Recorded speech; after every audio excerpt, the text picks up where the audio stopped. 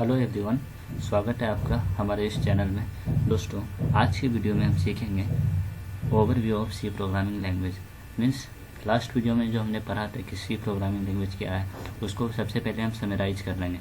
उसके बाद हम सीखेंगे history of C programming language, मतलब कौन कौन से लैंग्वेज पहले, सी से पहले कौन कौन से लैंग्वेज थे और कैसे सी लैंग्वेज को इंट्रोड्यूस किया गया। ये सब चीज़ हम सीखेंगे यार। ओके, तो चलिए वीडियो को शुरू करते हैं। तो दोस्तों, वीडियो शुरू करने से पहले आपसे एक रिक्वेस्ट है कि अगर आप मेरे चैनल पर न्यू है या अभी तक मेरे चैनल को सब्सक्राइब नहीं किया, प्लीज़ चैनल को सब्सक्राइब करें, लाइक करें और शेयर करें, ताकि कोई भी वीडियो का नोटिफिकेशन सबसे पहले आपको मिल सके। सो चलिए वीडियो को शुरू करते हैं। So here overview of C programming language. Overview को हम बोल सकते हैं कि समरी, एक मतलब सी प्रोग्रामिंग लैंग्वेज का एक समरी, मतलब कैसे कौन कौन से लैंग्वेज कैसे इम्प्लीमेंट हुए, सी से पहले जो लैंग्वेज था उसका क्या ड्रॉबैक था और उसको कैसे चेंज करके सी लैंग्वेज इंट्रोड्यूस हुआ, सी लैंग्वेज में क्या क्या नया फीचर्स लाया गया, ये सब चीज़ डिस्कस करते हैं। तो सबसे पहले C is a middle level programming language developed by Dennis Ritchie while working at AT&T Bell Labs in USA। C को जो है मिडिल लेवल प्रोग्रामिंग लैंग्वेज बोला जाता है। सी को मिडिल लेवल प्रोग्रामिंग लैंग्वेज क्यों बोला जाता है, ये चीज़ को समझने के लिए आप मेरा पिछला वीडियो पे चले जाइए, वहाँ मैंने अच्छे से बताया है कि सी को मिडिल लेवल प्रोग्रामिंग लैंग्वेज क्यों बोला जाता है। वहाँ से आप इजीली समझ सकते हैं। तो यहाँ हम सिर्फ डिस्कस करेंगे सी को मिडिल लेवल प्रोग्रामिंग लैंग्वेज बोला जाता है, जो कि डेवलप किया गया था डेनिस रिची के द्वारा। और ये उन्होंने कब डेवलप किया गया था, जब वो AT&T बेल लैब्स, USA के AT&T बेल लैब्स में जब वो काम कर रहे थे, उसी दौरान डेनिस रिची ने सी लैंग्वेज को इंट्रोड्यूस किया था और सी को मिडिल लेवल प्रोग्रामिंग लैंग्वेज बोला जाता है। अब हम आगे सीखेंगे कि सी को बनाने का मेन ऑब्जेक्टिव क्या था। So the objective of its development was in the context of the redesign of the Unix operating system to enable it to be used on multiple computer. C programming language को बनाने का main उद्देश्य था कि सी से पहले जो आपका लैंग्वेज था, सी से पहले आपका मार्केट में एक लैंग्वेज चल रहा था जिसको कि बी लैंग्वेज बोला जाता था। सो बी लैंग्वेज में जो आपका यूनिक्स ऑपरेटिंग सिस्टम का यूज हो रहा था, बी लैंग्वेज में जो यूनिक्स ऑपरेटिंग सिस्टम आपका था, उसमें एक बहुत ही बड़ा ड्रॉबैक था।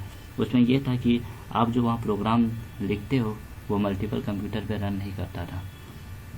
तो डेनिस रिची ने सोचा क्यों नहीं इस चीज़ को चेंज किया जाए, क्यों ना इसे ऐसा डिज़ाइन किया जाए कि ये मल्टीपल कंप्यूटर पे रन कर सके। उसी समय सी लैंग्वेज इंट्रोड्यूस हुआ। So earlier the language B was now used for improving the Unix system, being a high level language, B allowed much faster production of code than in assembly language. तो देखिए, Dennis Ritchie का मतलब कि कोई मतलब मकसद नहीं था कि मतलब हमको सी लैंग्वेज ही बनाना।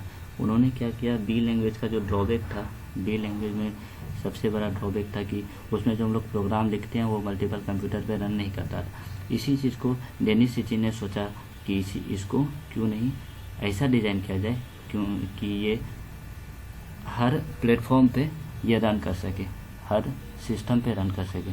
तो इसलिए इन्होंने यूनिक्स ऑपरेटिंग सिस्टम में मॉडिफाई करना शुरू किया। और जब इन्होंने मॉडिफाई किया तो यही इसको एक न्यू लैंग्वेज का नाम दे दिया गया, जिसको कि हम लोग बोलते हैं सी लैंग्वेज। और बी लैंग्वेज में और भी बहुत सारे ड्रॉबैक थे। बी लैंग्वेज में क्या था, इसमें डेटा टाइप्स का बहुत ही कम यूज़ हुआ था और स्ट्रक्चर का भी यूज़ नहीं हुआ था। और अभी जो सी लैंग्वेज आप लोग पढ़ रहे हैं, इसमें बहुत सारे डेटा टाइप्स और स्ट्रक्चर का यूज किया गया है। तो इसमें बी में क्या था, डेटा टाइप्स का यूज़ नहीं हुआ था, स्ट्रक्चर का यूज़ नहीं हुआ था, पॉइंटर का यूज़ नहीं हुआ था, और आपका यूनिक्स ऑपरेटिंग सिस्टम ऐसा था कि ये मल्टीपल कंप्यूटर पे आप प्रोग्राम को रन नहीं करा सकते। तो ये सब ड्रॉबैक को खत्म करने के लिए सी लैंग्वेज को इंट्रोड्यूस किया गया। और सी लैंग्वेज में क्या किया, इन्होंने जो है बी का ही सिंटैक्स को यूज किया। बी में जो चीज़ आपका था अवेलेबल वो सब आपका सी लैंग्वेज में भी है, लेकिन इसमें कुछ रिक्वायर्ड जो ज़रूरी थे बदलाव करना, वो सबको इन्होंने सी लैंग्वेज में चेंजिंग किया। सो 1972 में सी लैंग्वेज आपका डेवलप्ड हुआ, जिसमें कि आपका हाई लेवल फंक्शनलिटी और detailed feature required to program and operating system, और भी जितने भी ऑपरेटिंग सिस्टम में ऑपरेटिंग सिस्टम से रिलेटेड आपका जितना भी सिस्टम प्रोग्राम है, जैसे आपका लोडर, लिंकर, असेंबलर, ये सब जितने भी सिस्टम प्रोग्रामिंग लैंग्वेज है सबको जो है सी लैंग्वेज में ही कोडिंग किया गया है। सो आई होप कि आप ये समझ गए होंगे। अब हम डिस्कस करेंगे history of C programming language. तो सी प्रोग्रामिंग लैंग्वेज जो है वो 3 डिफरेंट स्ट्रक्चर्ड लैंग्वेज से बनाया गया। जैसे कि आपका एल्गोल हो गया, एल्गोल मतलब एल्गोरिदम लैंग्वेज, BCPL हो गया, basic common programming language, and B language.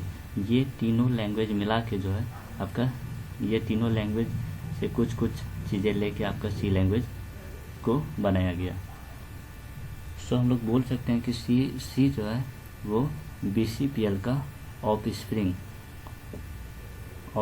है।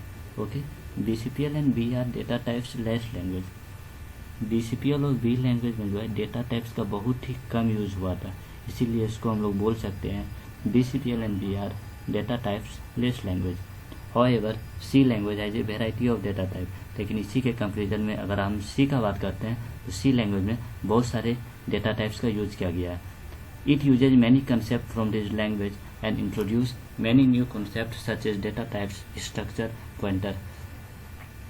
इन्होंने सी लैंग्वेज जो इंट्रोड्यूस किया, सी लैंग्वेज में क्या किया, ये सब जितने भी आपके लैंग्वेज है, Algol, BCPL and B language, ये सब का कुछ कॉन्सेप्ट लिए और बहुत सारे न्यू कॉन्सेप्ट को भी इसमें ऐड किए। जैसे आपका डेटा टाइप्स हो गया, स्ट्रक्चर हो गया, पॉइंटर हो गया, ये सब का नेक्स्ट भी, ये सब का जो आगे जो हम पढ़ाएंगे वो डेटा टाइप्स, स्ट्रक्चर, पॉइंटर, ये सबको डिटेल पढ़ाएंगे।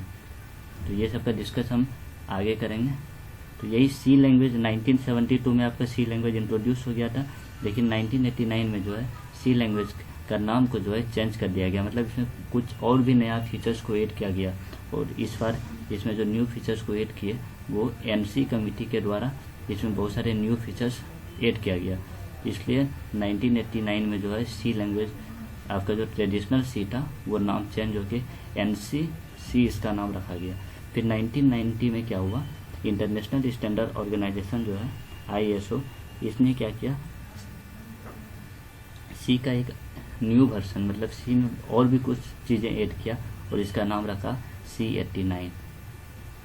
ओके, अब हम चलिए एक टेबल देखते हैं जिससे हमको और अच्छे से समझ में आ जाएगा कि कौन कौन सा लैंग्वेज किस ईयर में डेवलप्ड हुआ और इनके डेवलपर कौन थे। तो 1960 में सबसे पहला लैंग्वेज आपका था एल्गोल, जिसको कि इसका फुल फॉर्म क्या हुआ, एल्गोरिदम लैंग्वेज।